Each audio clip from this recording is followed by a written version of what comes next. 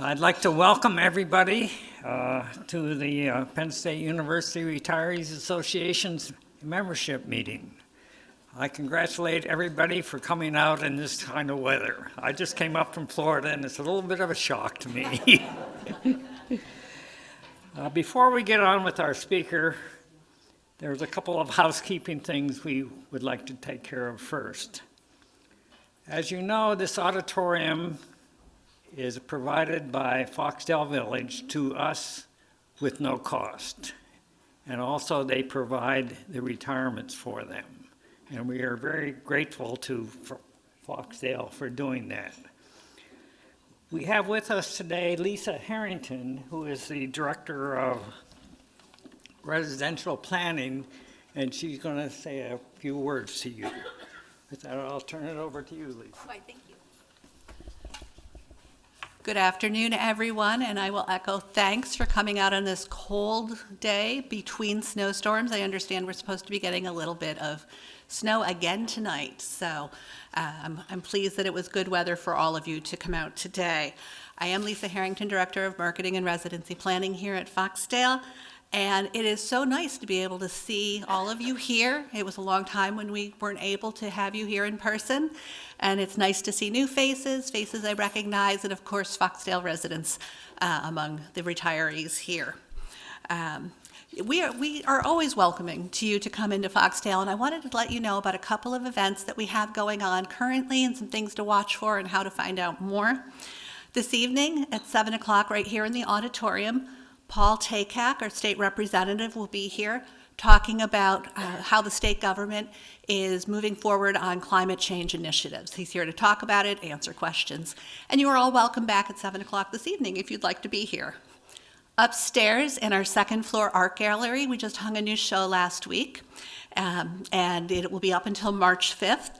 And it is called the Art Sisters Acrylic Show, and it features mixed media art by 8 local artists. And that will be available business hours and weekends, so please come tour up there after today's talk if you would like to have a look at some of the beautiful, vibrant, and exciting, somewhat modern pieces. So it's a lot of fun. And our Diversity, Equity, and Inclusion Committee is putting together their next film series. We had one in the fall, and you should have some more information coming out about that in the next couple of weeks. So to keep up on any events happening here at Foxdale, and we'd like to see you all come to as many as possible, you can check out our website, you can check out our Facebook page, and certainly talk to your friends here at Foxdale. They always know what's going on and can invite you over.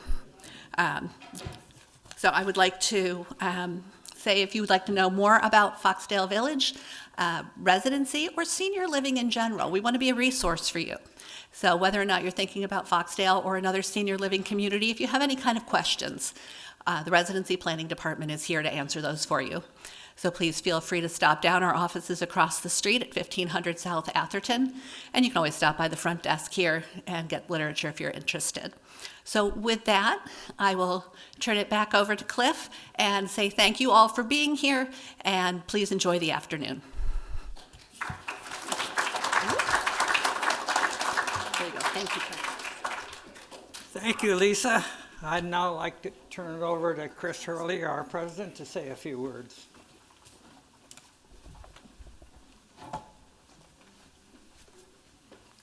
Thank you, Cliff. And I would like to echo the fact that we've really had a good relationship with Foxdale. They've been very generous over the years, and they have a beautiful facility. When I was working, I used to travel around the state and check in on our dining and housing operations for Penn State. And one of the things I would do is I'd be walking around to make sure that, things were cleaned and things were well maintained, and there wasn't, a smashed potato in the dining hall against the corner or something like that. All the lights needed to have their bulbs lit. And so it's my wife calls it an affliction, but when I come into this facility, it's so well maintained. You can tell the pride that the people have here.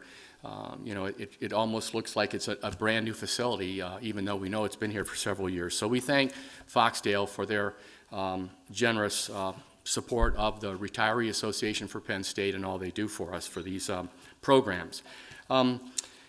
The other thing I wanted to mention was we do need to fill a couple of positions which are open on our board. We have our membership committee position, which is currently Mona Muzio is in that position. She's been in that position for about 7 years. Probably a lot of you know Mona because she's kind of our director of first impressions. I mean, usually when you're making any contact to us, you go through her.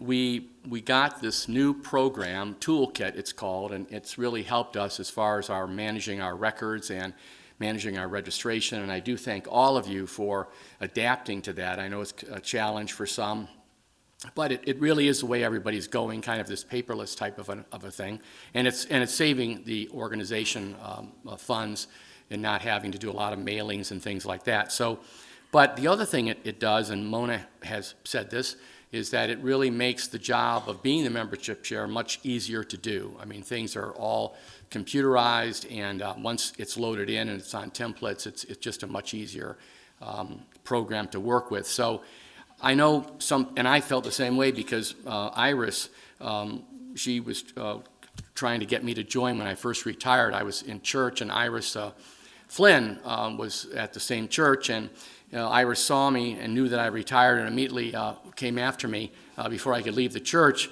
and asked me if I would be willing to join the board. And I would tell Iris, because I was involved in some other things, that, well, let me think about it, Iris. Let me think about it, and I'll get back to you. And then the next Sunday, there's Iris. And so she would come right up to me and says, well, have you had to give it some thought? And I said, Iris, what positions are open? She said, we have the secretary, we have membership, we have the newsletter. And I thought, oh my, I don't know if I want any of those things. That sounds like too much work. And again, I'll think about it. And then I would say to my wife that we got to get out of here right after communion because Iris is going to, But the long and short of it is she put me in a half Nelson, I think, on the fourth Sunday.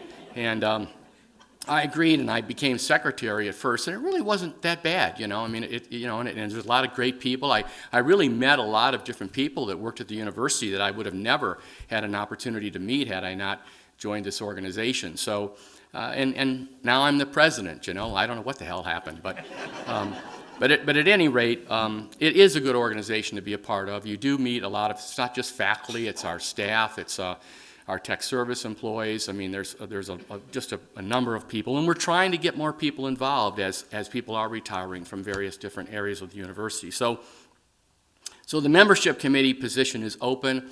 We're looking for someone who would be willing to volunteer in that position. So if you know anyone, or if you're interested in yourself to be on that committee, we would really appreciate the help. The other opening we have is Carter Ackerman. Carter, who's been a mainstay in the organization for, 23 years, Carter, and about 10 or 15 of those years he's been working on the newsletter. He's really the one that's behind getting that newsletter together or getting the postscript together that we've had that you will see. And again, with this toolkit program, we've been able to automate that in somewhat of a way, and are working on some other things to make that easier to produce. And so the work of putting that together is not as complicated as it has in years past, and will even be easier going forward. So we have the Publications Committee chair open, we have the Membership Committee chair open, and we're also going to have a President-elect position open. I'll be leaving at the end of this, in May, to be the past president, which Glenn Carter now has. And then my buddy over here, Cliff, is going to be the president, and then we'll be looking for a president-elect. So, that again, we really, in order to keep this organization going and to sustain it, we really do need volunteers, and we do need people to help us on our board and all those other kinds of things that come along with it. And the only other thing I would leave you with is that we're looking for program suggestions. We think we've had some pretty good programs this year, wonderful speakers. We have a delightful speaker today, and we're looking for suggestions. So if any of you have any suggestions for a program, or some of you have an expertise that you think that people would be interested in within our membership, please don't hesitate to contact myself or contact any one of the board members. We meet once a month at a board meeting, and we discuss these kinds of things and what we need to going forward.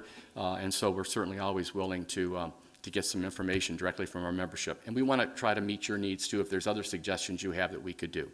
So thank you so much for coming here today, And I'll turn it back over to Cliff so we can get our program started. Thank you, Chris. I'll emphasize the same thing that Chris said about needing people. I play golf with Glenn Carter, and he beats me all the time, but there was a period when he would, every time on the golf course, he'd say, you know, we have an open position that you should take. And I finally gave up and became the secretary. And then Iris twisted my arm to become president-elect. So, and it really was a good organization to join. Like Chris said, I met a lot of people I never had met before. Now we'll get on with the main part of our program, which is our speaker, Sue Paterno, who's going to talk to us, I think, on Special Olympics mainly. I think you all know Sue, and she really needs no introduction, but in the event there's somebody that is not familiar with her, I'll give you a little bit of her professional bio.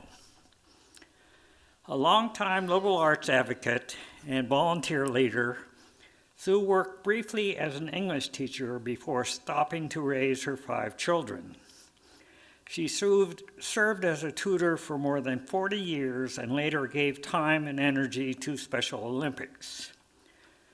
She was instrumental in forming the Liberal Arts Alumni Council, and she has also served on the Penn State Library Board, Alumni Council, and on campaign committees for the Pasquarella Spiritual Center and for the Catholic Student Faith Center, which bears her name. Generous philanthropists for decades, Sue and her husband, the late Joe Paterno, established and supported funds across the library and liberal arts, who created the Paterno Family Professorship in Literature and also endowed funds supporting undergraduate and graduate education. The Richard Civil War Era Center, the Paterno Fellows Program, and a scholarship in classics and ancient Mediterranean studies. I will mention that Sue is a 1981 graduate of Penn State in Arts and Letters. With that, I'll turn it over to Sue.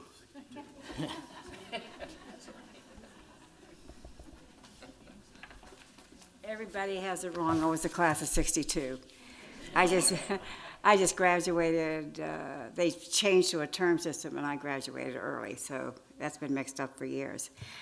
And, you know, Chris, I didn't know people left church after communion because of Iris. The ones I know they want the best seat at the waffle shop, so they communion right to the waffle shop. I'm glad to be with you. It's not cold. It's just colder than I like it. Anything lower than 76, I'm not crazy about. So I'm going to tell you why I became part of Special Olympics. On October 14th, 1977, our 11-year-old son David had a trampoline accident at Our Lady of Victory School. He was a daredevil from the time he started walking at 7.5 months, and the ER and the doctors knew him well. Long story short, he was testing the trampoline on the stage of school, flew through the air, and landed on his head on the floor of the cafeteria. He ended up in ICU in a coma with a fractured skull. We lost him a couple times, but the doctors brought him back. The recovery was long, scary, and wrenching. Miracles kept coming, and he kept fighting. We were blessed, and after his year-long recovery, I believed we had to do something to help other people with special needs. When I chose to volunteer with Special Olympics, I had no clue that almost 4 decades later, I would even be more fulfilled by being a part of our athletes' lives. I was hooked by their smiles, their hugs, their love, and by their ability to see life through a pure vision. They do not complicate issues with rhetoric. They tell it like it is, and they forge ahead. We fight for their self-confidence and self-esteem, for their rightful place in our society, for their ability to be a part of the workforce and mainstream society, and for their opportunity to compete and to live independently. I could talk all day about all the fun we've had and about how many ways I've learned from them during the times we have shared. They drew me into their hearts and taught me how to accept challenges and how to heal and laugh as life threw its best and its worst at me. Ralph Waldo Emerson said, "Some pursue happiness, others create it." Our athletes are the super spreaders of love, and they spread joy everywhere. I don't know how familiar you are with how it started, so I will fill you in on that. I applaud Eunice Kennedy Shriver for her foresight. She was the Kennedy who gave much time to her sister Rosemary, who had an intellectual disability. In 1962, Eunice started a camp for children with special needs on her Maryland farm. Then she hounded her brother, President John Kennedy, for recognition of people with intellectual disabilities. In 1968, Special Olympics evolved from her work. She deserves immeasurable credit for devoting herself to growing the organization. In 1992, I joined the Pennsylvania Special Olympics Board and met Loretta Claiborne and the other wonderful people on the board who work so hard to provide local, regional, and state competitions. There is always an athlete on the board to keep us engaged with the athletes and to learn what they want and what they need. Loretta was 70 years old in November. She competed in the first Pennsylvania Special Olympics competition. She has excelled in every sport she ever tried. Last summer, she earned a gold medal in tennis at the International Special Olympics in Berlin. But more notably was her interview with Robin Roberts on Good Morning America. The setting was Berlin. You could see the streets full of special athletes, and the Brandenburg Gate was right behind them, so you knew exactly where you were. Loretta spoke about what Special Olympics means to people with special needs, and as usual, she spoke from her heart and was perfect. I cried, but that's not unusual with her. I have loved and respected Loretta from the beginning for many reasons. The real reason is she helps other athletes to excel. She is persistent, compassionate, and unselfish. Disney made a movie about her and should have let her play herself instead of just having her speak at the end. No one can portray her inspirational being. In her life, she has met presidents, spoken innumerable times about how Special Olympics has changed lives, and has earned more medals than I can enumerate. And she never wants credit nor recognition. Now, being a Penn State person, I believe that a nonprofit organization cannot survive without an endowment for many, many reasons. One is to support the group during the lean years, and another one is to fund emergencies. For at least 10 years, I voiced my opinion, being a witch, and finally, with the help of another Penn Stater, female, on the board named Mary Meter, we established an endowment. The problem was they named it the Sue Paterno Endowment. I fought that because an athlete's name should be on it. That person was Loretta. Our CEO said she would never do it.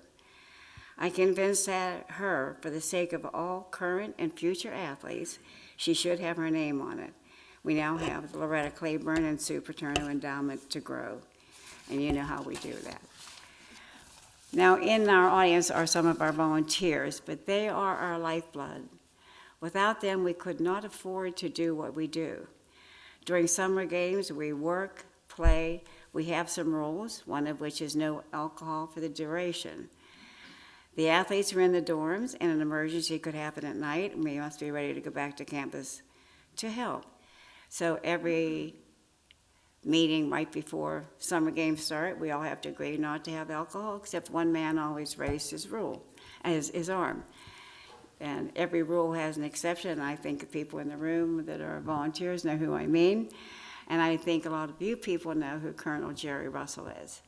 He was at Iwo Jima and he was a Marine.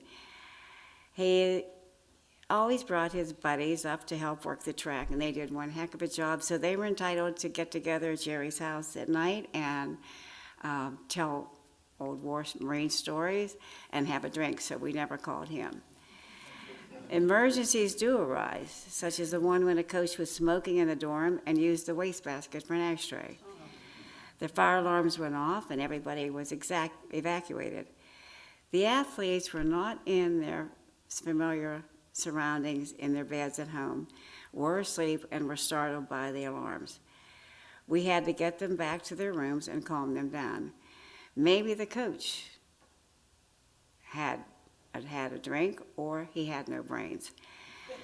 Another year, we had a missing athlete. We searched everywhere all night. The campus patrol finally found him sleeping outside Beaver Stadium. He didn't get Joe's autograph at opening ceremony, so he slept there hoping to ask for an autograph when Joe came to work. Naturally, I woke up Joe and said, you got to come over so we can all go to bed. But that was a smart athlete. He didn't know there was a football office. Our athletes love other athletes and the military. Navy ROTC helps us every year when they present colors during opening ceremonies. More than that, the agile young women and men help us set up during the day. They can reach higher places and climb where we no longer want to risk doing so. Along the way, I asked Joe if he would speak at opening ceremonies, and that included staying for autographs and pictures. Many other coaches like Pat Chambers, Char Morat, Russ Rose followed his lead other years, and they were wonderful because our athletes just love other athletes. Most of our volunteers aren't athletes, right, Dave? Joe then gave me the opportunity to speak to the team before their practice. I wanted the team, to be a part of the parade and opening ceremonies. I explained how it would work. They would go to where we were staging, they'd have Sharpie pens, and they would sign whatever the athletes wanted signed, which included hats, shirts, arms, and whatever. We staged the athletes by counties in a field before we started the parade. So the athletes came and did that and marched in and sat with the special athletes in the stands for the duration. In the years that followed, I didn't have to explain it anymore. They liked it so much, all we did is put up the sign-out sheets in the locker room, and the football players signed up and did it. Then other sports helped too.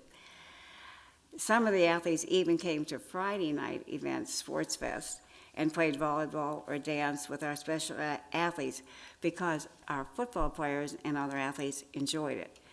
There was no NIL then, they just did it to be charitable, be nice, whatever. Now, a favorite venue of summer games is Olympic Village.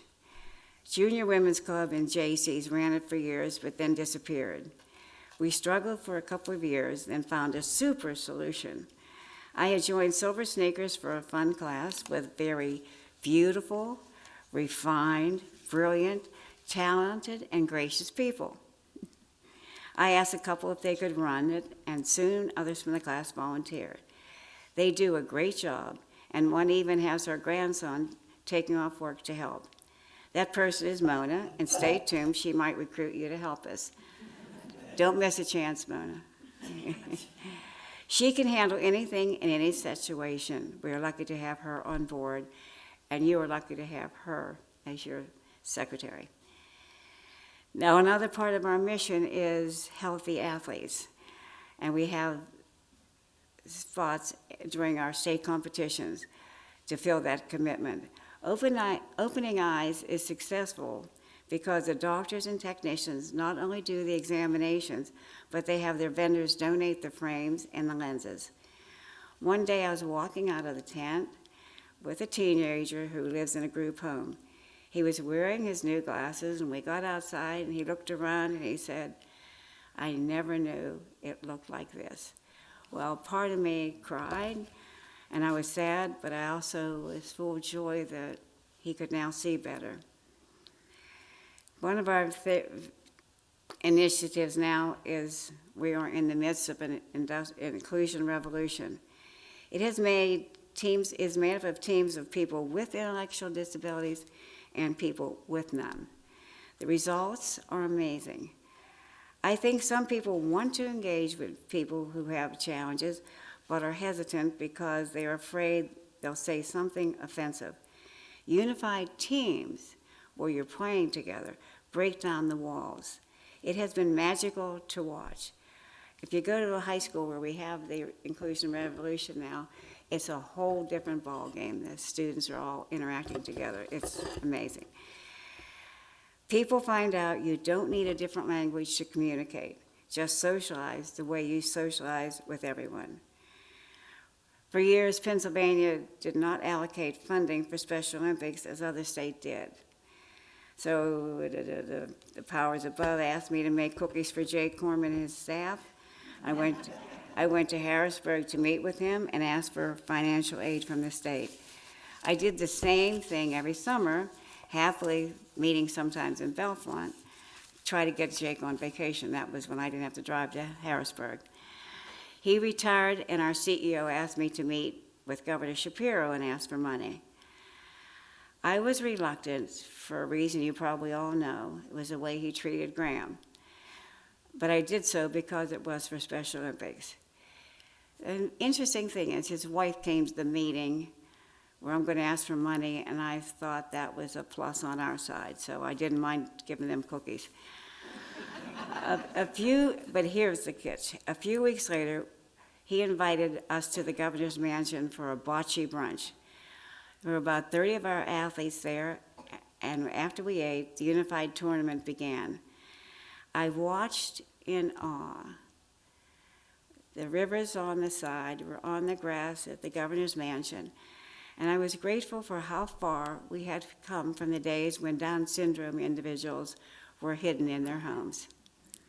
Now, a funny thing that happened during the brunch, Loretta spoke on behalf of Special Olympics, and she did a great job, and she finished by saying, and now I'm going to look for Governor Schaefer so I can, wrong one, S's get mixed up. I'm going to look for Governor Shapiro and thank him for this bocce brunch. And this voice said, I'm right behind you, I have your back. The place cracked up. Governor Shapiro was right there, so we are going to get more money. But anyhow, and the other thing, it was not planned, very wonderful. Lori Shapiro, the governor's wife, was on the team that won the tournament, so scratch. So I said, would you like to join the board? Anyhow, the Beaver Stadium is another one of our things. It's going to be 15 years old this April.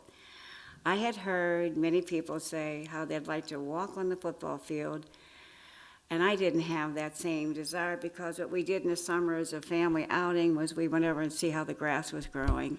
And that's not like going out for dinner. You eat dinner first and then you go watch the grass. But anyhow, a lot of people said they'd like to walk on the field and just be on the football field. So I thought, okay, that's the hook. You'll walk 2 miles or run 5K, and then run through the tunnel and finish on the 50-yard line. I asked Joe, he said yes. I asked Tim Curry, who was our AD, and he said yes, and the race was on.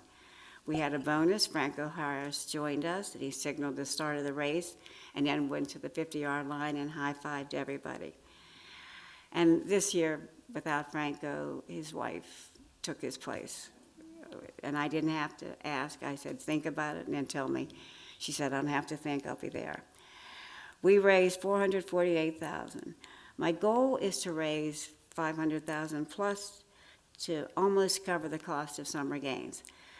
Our special athletes are there to dance prior to the event and talk to the sponsors and thank them and to start the race. It has become part of Blue White Weekend, and it is fun. And you're probably in the same boat I am. I don't want to run. I'm glad I have to work the run, but you could come and walk, so think about it. I could talk all day about what I love about our special athletes, but you all should know how hard they practice to succeed. how they help and respect each other, how happy they are, and they never forget you, and they always thank you. I thank them for all their love and for all they have taught me. Now, there are brochures outside about the inclusion, and also, don't feel compelled. I just put some of the endowment things there, but don't feel obligated. I'm trained, you never miss a chance. But does anybody have any questions about any of it? I just want to make a comment. My niece has been in Special Olympics now for 12 years, and she's from Schuylkill County, so she comes up every summer. And she just beams, and this is the event that she looks, forward to every year. And I think one of her highlights was meeting and getting a selfie with you. And she put it up on Facebook, and she just was like, oh my God, I just met Supa. But she has formed a relationship also with the women's volleyball team. Yeah. And it's just been such an empowering event for her. Yeah. And it gives her so much positive things to look forward to because she can't work. She's 28 years old, and it's also nice for her parents. They get to take her to these events, and she just has the time of her life. So I just want to thank you so much. Yeah, they trade email addresses. That's a new thing. Before they just used to get each other's mobile telephone numbers. Now it's free. I mean, you just use a regular phone and you can call. And they look forward to seeing each other. The dance is wild. I mean, I know who's here. People who help us, some of our volunteers are Gary Schultz. Do you want to stand up? And Dave. Is anybody, Dave Will? He's been on our summer games committee forever. And he helps us with, you do the medical part over there. Anybody else that has volunteered? Because the Kiwanis help us a lot. And Mona, do you want to say about Olympic Village? We have animals, we have a petting zoo.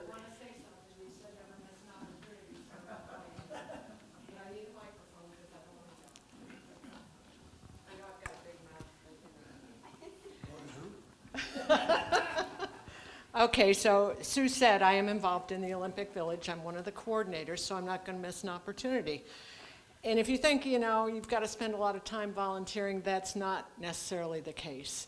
You can come down to the village for one day for a few hours during the 3 days, and you will be paid back in spades because these athletes they warm your heart. They're always smiling.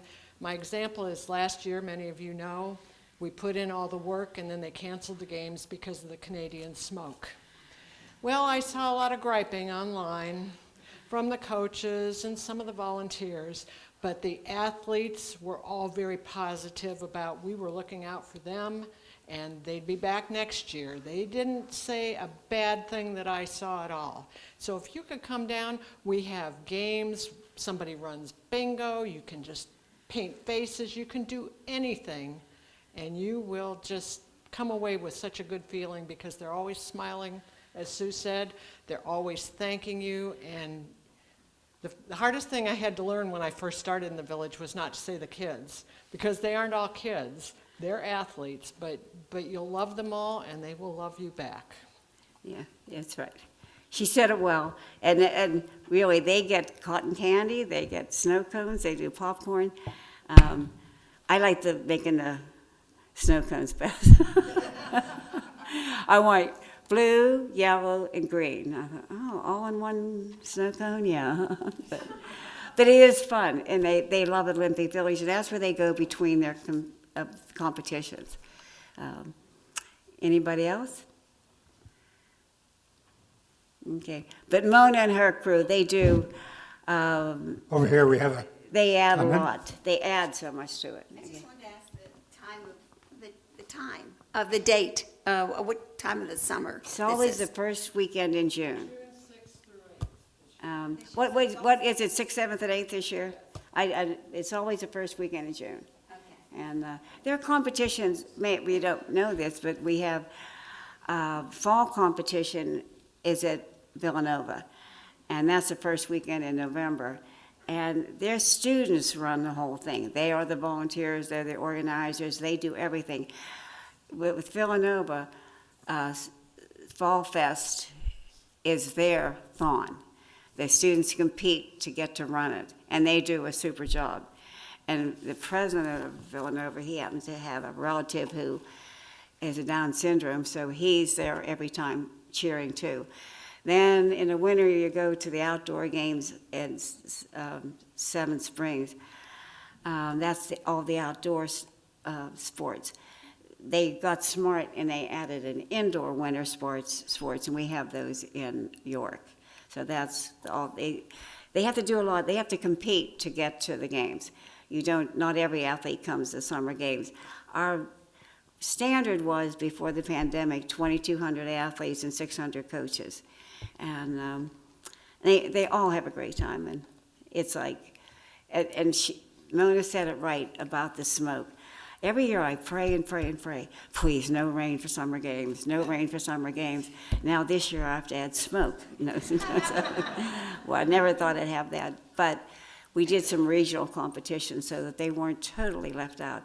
The only ones who complained about our decision to change it, see, we have a lot of athletes with respiratory problems, and it was bad here. Wednesday they told us that it would be fine on Thursday, but the numbers went up on Thursday and everything canceled. Did I cry? Yeah, I was really sad, but it's the best thing for the athletes, and the athletes were smarter than some of the coaches who were just mad because we weren't doing it. So, whatever. Can't please everybody. You try. Any other questions? Go ahead. Do you add additional sports at any time to the? Yes, what did we just add? I can't even think. They were just adding something. I'll have to get an answer on that. But generally, no, they golf. In the summer, they golf. We have track. We have softball. We have basketball. We have gymnastics. We have to get coaches for all. We have to have venue coordinators for each of those events too. So this is the greatest town to live in because they always show up. We always get volunteers for everything, even Day of Caring or whether it's Special Olympics, whatever it is. This town helps each other. It's a super place to live. Count your blessings. I do.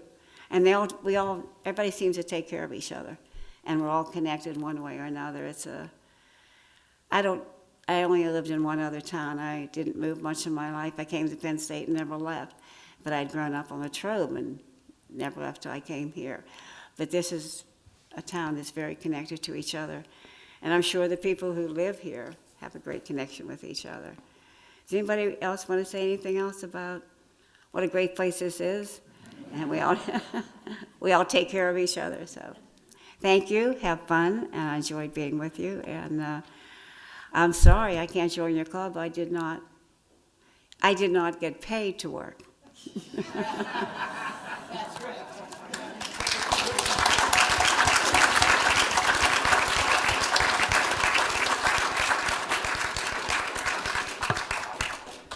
Thank you again, Sue, for that presentation, and I'm sure it means a lot to all of us. I would just like to remind you that our next meeting is March 21st. It will be here in this auditorium at 1 o'clock for the speaker, 12:30 for the doors to open. With that, I say we're done for the day. Help yourselves to refreshments before you leave. Okay? Yep.